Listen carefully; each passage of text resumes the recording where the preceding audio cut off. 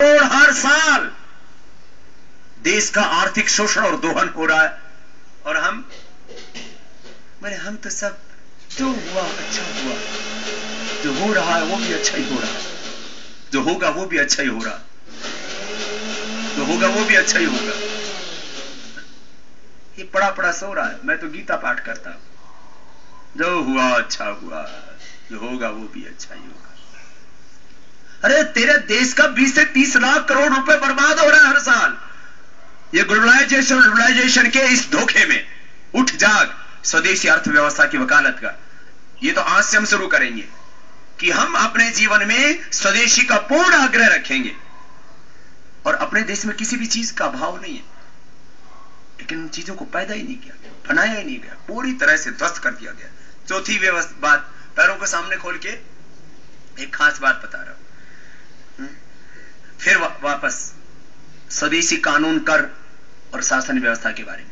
जब 2% टैक्स लगा करके हमने पूरे कैलकुलेशंस दिए, पूरे आंकड़े सरकार के अकॉर्डिंग दिए, हमने अपने घर का एक भी कोई तथ्य प्रयोग नहीं किया है। जब 2% टैक्स लगा करके देश में 18,20,000 करोड़ रुपए, ये पूरे के पूरे जो है तथ्य, पूरे के पूरे जो है आंकड़े, 18,20,000 करोड़ रुपए टैक्स कलेक्शन देश के अंदर मात्र 2% ट्रांजैक्शन टैक्स लगा के हो सकता है। तो फिर 30 से 50% टैक्स लगा करके, 64 प्रकार के टैक्स और 30 से 50% टैक्स लगा करके देश को लूटा क्यों जा रहा है? कोई उत्तर नहीं है। कानून व्यवस्था में भी 34,735 कानून थोड़े बहुत संशोधन के साथ वही जो कानून जो हमें लूटने के लिए, हमारे पर अत्याचार करने के लिए, हमारा शोषण करने के लिए और देश को गुलाम बनाने के लिए बनाए गए थे, वो हम पर क्यों लागू किए?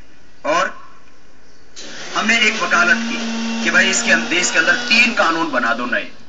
क्यों नहीं बनाते भाई?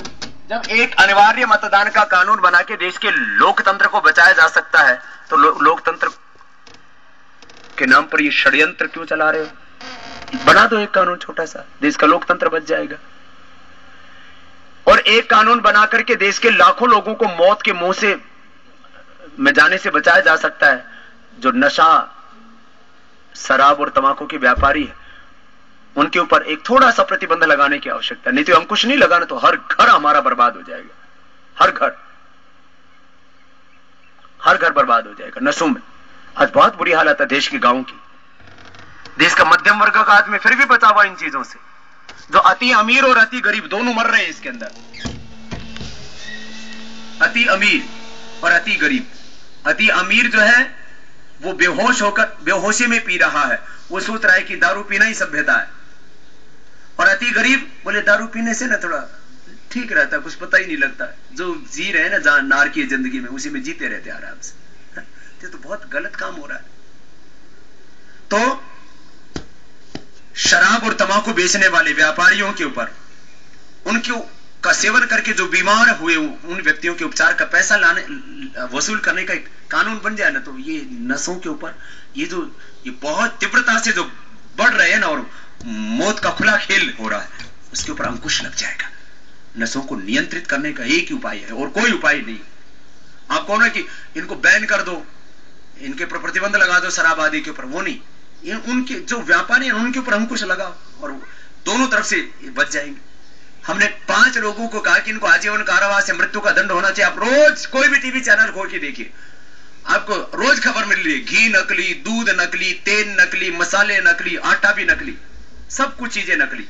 तो जो नकली, जो खाने पीने की चीजों में मिलावट करते हैं, जो जहरीला प्रदूषण फैला करके देश के लिए सदियों के लिए जो बर्बादी का द्वार जिन्होंने खोल दिया है, उन लोगों, जो लोग बलात्कारी हैं, जो लोग आतंकवादी हैं और भ्रष्टाचारी हैं, इनको आजीवन कारावास से मृत्यु दंड का प्रावधान कर दो। ये कानून आप देख लेना, इसके लिए पूरे देश में हमें आंदोलन करना पड़ेगा, तभी ये बन पाएगा, नहीं तो बनाएंगे ही नहीं, क्योंकि सबको संरक्षण इन्होंने दिया हुआ है। बोले बाबा जी भ्रष्टाचारी इसमें से अच्छे भी लोग हैं, लेकिन ज्यादातर इन्हीं में भ्रष्टाचारी बैठे हैं। वो कहेंगे भाई हम अपनी फांसी की सजा, अपने लिए आजीवन कारावास मृत्यु दंड की सजा हम बना दे, ये तो हो नहीं सकता। बोले बाबा जी चोरों से आप रखवाली की उम्मीद करते हो, जो खुद भ्रष्टाचारी हो। अब दोहरे चरित्र देखो ना कैसे होते हैं, किस तरह से कानून बनते हैं। कानून क्या है? गांव का सरपंच वही होगा, गांव का सरपंच वही होगा जिसके 2 बच्चे होंगे, और देश का प्रधानमंत्री और देश का मंत्री वो कोई भी हो सकता है, चाहे क्रिकेट की पूरी फौज हो उसके।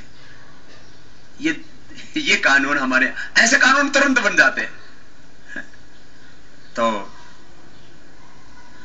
भ्रष्टाचार के खिलाफ हम बात कर रहे हैं कि भाई देश, बोले जी बाबा ये देश अच्छा हो सकता है, तो हमने सुना गरीब देश है। अरे मेरे भाई, खाली स्विस बैंकों से पैसा आ जाए ना 72,80,000 करोड़ रुपए, तो एक जिले को 12,133 करोड़ 33 लाख।